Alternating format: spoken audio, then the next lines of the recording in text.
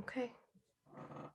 Hi, everybody. Thank you so much for joining me today. I would like to talk through a workshop with you called Choice and Voice, which is about teaching theater to students with developmental disabilities. And many of the students I teach are also nonverbal. So there will be a range of abilities being discussed. And thank you for joining me. So my name is Leah Moore. I am a high school theater and English teacher in Westchester, New York. My contact information is on the bottom of the screen. And I'll repeat this, but I'd love to hear from you and share work and learn from each other. So please reach out anytime. So just to give you a little insight of where I'm coming from, I have about over 15 years of experience teaching English and theater in a general education setting. And then I also have been teaching adaptive theater at my high school for now 2 years, which is a population of students with significant special needs. I'm also a mom to 3 children. My daughter has a rare disability called Kritisha.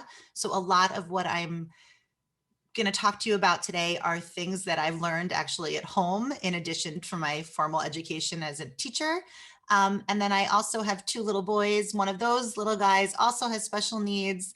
And because of all of that, I became a writer because I want to keep changing the narrative about the stories that we tell about people with disabilities. And you can always follow along with my blog at Loving You Big. So to get started, I think it's really important to frame any conversation we're doing about advocacy and about individuals with disabilities in this framework for equity. And I've borrowed this framework from Zachary Casey and applied it to the discussion about ability. And I want to zoom us in on this middle area about local. What are the communities that I can impact, and where are there moments where I have some position of power? So whether that's with your curriculum, whether that's within the structures of your school, I think it's really important that when we do this work as educators, we're also taking on the role of advocate. And that in order to do that, we need to have this personal understanding. We have to know what we're talking about and what we're fighting for. And I'll give some examples of resources I've used to learn that. And before I can move to the structural places, I want to zoom in on that local area. So today, when I talk you through this class and some different ways that you can do this in your own space, I want you to keep in mind, what are you in control of? So the first place where you can control and talk about how we access curriculum for students with significant special needs is through the concept of window and mirror texts. So a mirror text is where someone would see themselves reflected back in the stories that are being told. So in a theater class, I want to make sure that the text that I am showing look like the students in my room. The students also have braces. The students are also using touch to talk iPads. They are also whatever, right, in a wheelchair, whatever the population looks like, they can see themselves reflected. Because otherwise, regardless of ability, we're getting the message that you are less than, that what you have to say is not as valued. And then furthermore, we want to look at window texts where we can look into the lives of others. So we're fostering empathy, we're understanding what it feels like to perhaps, again, be wheelchair bound, or if you have a tracheotomy, and learning about other people. And I think it's really important, regardless of the ability level, that we have a variety of these texts in the classroom and in the curriculum we teach. So to zoom in specifically, the class that I've created, Adaptive Theater, here is my mission statement. And I have to say, this work is really hard to come by. Despite my training, I took maybe 1 or 2 classes, and it's not something that we're always taught. And I think it's really important that we partner with each other to figure out really practical ways to support students' needs. So feel free to take anything you want from this and reach out. But my mission statement is that adaptive theater provides a neurodiverse environment to create opportunities for participants to express themselves creatively and collaboratively. So regardless of the students that come in and out of my program, that mission statement is inclusive for everyone. And then I have 3 tenets of my class: that all are welcome, that there's a celebration of unique qualities, and that we're here to discover and play. And because there's a lot of students in my space, as I've mentioned several times, that do not have verbal language and struggle with receptive language, I have made these 3 images, and I have also paired them with gestures. So the communication of my mission is happening in a way that is also inclusive for all students. So the most important thing that I have learned is the importance of structure. Any theater teacher will tell you you need structure. This is even more so when working with someone with disability, right? We need structure. So I've given a bunch of examples of the different ways I've said hello. One of my most successful is my meet and greet board. When I apologize, it's a little bit blurry, but now I have COVID-friendly versions, but there are ways to say hello, and the child can point to the way they want to say hello, and there's verbal and nonverbal options. We also start with a rhythm clap where every student will repeat back a rhythm, and we have different hello songs. Then we also might have a physical warm up of the body. I call mine Miss Moore, May I? We do a lot of yoga stretches. There's an activity called Roll the Dice, where based on what number they roll might unlock a different physical movement. And vocalizations, for example, a bee breath, where you could sit in a cross-legged pose and just make a gentle buzzing sound.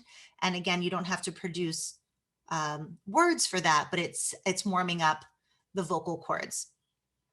And the students have come to know that this is the routine that we have.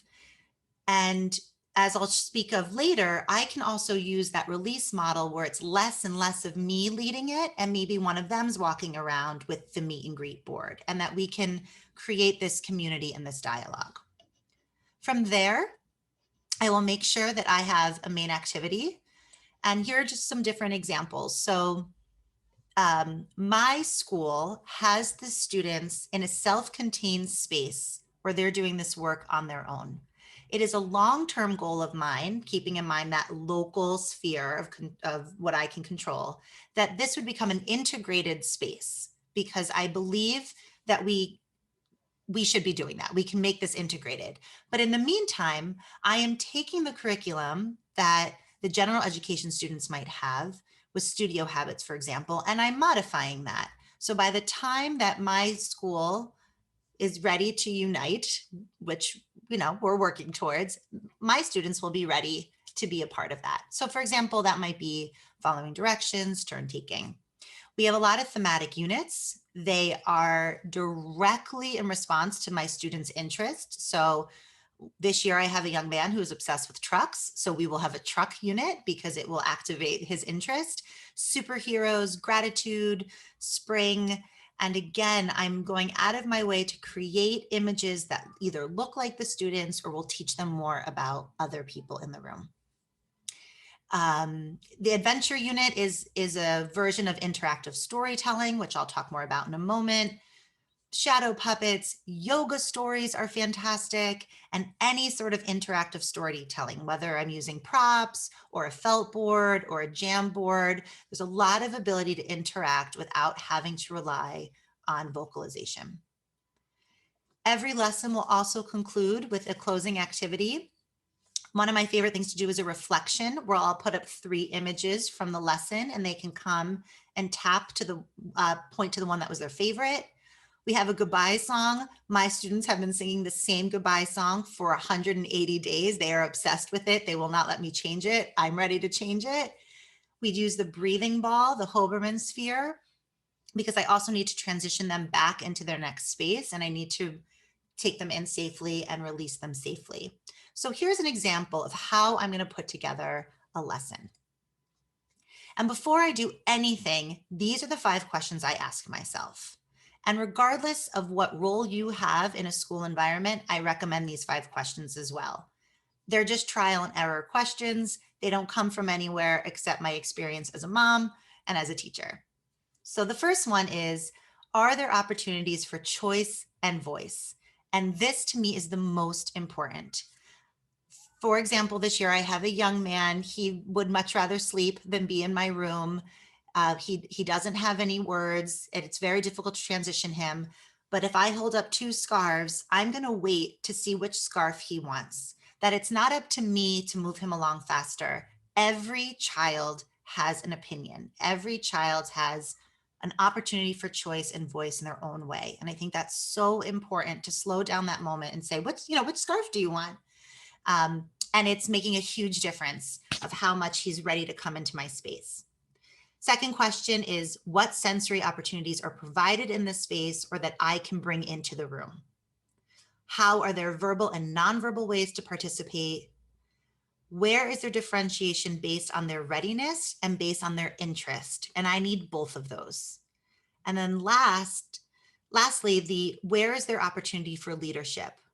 So as I mentioned, we sing the same goodbye song every single day. I now have a student who starts to do the clap because he knows it's time for the goodbye song, and that gets the class started. So I can release that to someone else who's ready to take on that role.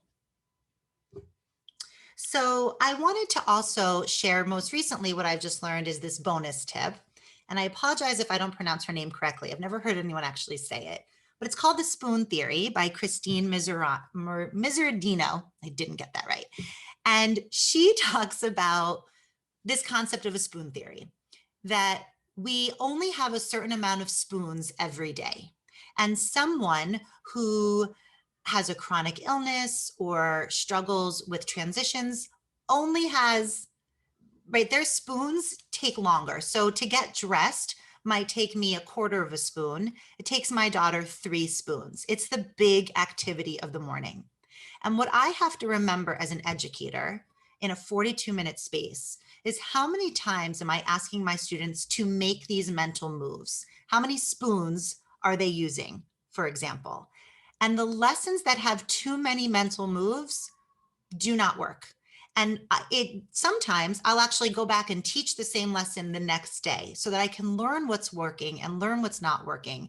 And I think the trial and error of this, because as I mentioned, there's not a lot of curriculum out there, especially published scripted curriculum, we have to invite that for ourselves. We have to be kind for ourselves to say, you know what, I asked them to do too many things today, and here's what I can do so that the next lesson is more successful. So I encourage you to look that up, and I will continue to learn how to pronounce her name. So to help with all of that, I'm going to very, very briefly walk you through a random day in adaptive theater. This is not probably my most successful day. It's not my least successful day. It's just an example of what it would look like. So I want you to notice how little is on each slide and all of the different moves. So this is a pattern the students would see. We're in the middle of our winter unit. This warm up was a clap the rhythm. The students give me whatever rhythm they would like. It's accessible for everyone. We're working on our song, which is also incorporating some sign. And I'm speeding through this, but feel free to email me if you want to talk more about any of these things. I do a vocal warm up because I've been working with the speech therapist of what sound cues the students are working on according to their IEP. And then this is an example of a physical warm up where I'm incorporating yoga, but it's still in the storytelling. So instead of doing the traditional yoga poses, we do it as snowmen. And it's engaging to the students, and they think the snowmen are funny. And I put on music in the background that matches the theme and matches the mood. And it's a part of that sensory experience. Once in a while, we might sing a song, or to transition them, I'll sing this while we move to the next activity. And then here's an example of that Miss Moore May I board. And I freeze the smart board. The students will come up based on their name. They'll hear their name, they'll come up. So they're responding to 1 or 2 step directions according to their IEP goals. And they'll point to the type of steps they want to make. And then on the right side of the screen, they point to how many. So a child who does not have language is still able to tell their entire class, I want everyone to do skiing steps, and I want to do it 4 times. And they have all had choice. They've all had voice. The whole class is listening to what they would like to do. And it's a safe environment to do so. Here's an example of another way to get choice and voice is I could throw this cube, and based on what color they choose or what color it lands on would unlock maybe another activity. My students love freeze dance. They make them in every theme, so highly recommended of all age group. And again, if I haven't said this already, my students in this room are 14 to 21. So this is curriculum I'm using with 14 to 21-year-olds. Two different activities that are modified from every theater curriculum is cross the room. And if I'm noticing the students look more fatigued, it might just be a stand up, sit down, where I'll say a statement. And if it's true for you, you cross the room. Or a lightning circle, where they'll repeat maybe a sound or a movement or whatever is available to them. If they want to say something, one girl sings an entire song, the whole class waits. Again, it's based on their readiness. But here might be a way I start to move us out of the lesson. I just wanted to show you two examples. I make sure I center the room back together with our snowman breathing, big breath, using that Hoberman sphere. It's such a great resource. If I could only get one thing as a resource, it would be that sphere. It's so, so successful. I've also learned my students love when things like this happen. They think it's magic. So we'll sing the song, and each time they never know which one's going to leave. They want to be the one to push it. So I've just made up lots of different slides based on lots of different modified songs I've made up. Obviously, this is from Twinkle, Twinkle, Little Star. And we might do this 3 times. They think it's amazing every time. And then this is our goodbye song that we have sung for 180 days. And this took a really long time to find something that works. This is modified from another song, but it helps, again, whether or not the students have words, they're able to follow along with the rhythm. So before I conclude, I just wanted to share some resources I really, really rely on. The drama games and the Wings to Fly and Drama World and the Spolin book are all resources that I kind of pool together. But a lot of these are written for students with higher readiness and higher abilities than my students have. So I have to think about what my population is able to do and then keep making these modifications. And then I keep educating myself. And I highly, this year, the disability visibility text is a very, very successful one, edited by Alice Wong, to teach me more, acting as both a window text for me to learn about other people. And there's a lot of mirror text in there as well, as being a member of a family with a disability as well. So I encourage you to keep reading and keep researching and looking for other tools, and you never know what's going to spark something else. So again, thank you for joining in. I hope that you've learned something about activating choice and voice in any classroom setting that you are in. Please reach out anytime. My email is lovingyouBig. I promise I'll write back. I love to share curriculum. And you can also follow along on my website if you want to hear more. Thanks so much. Have a great day. Bye.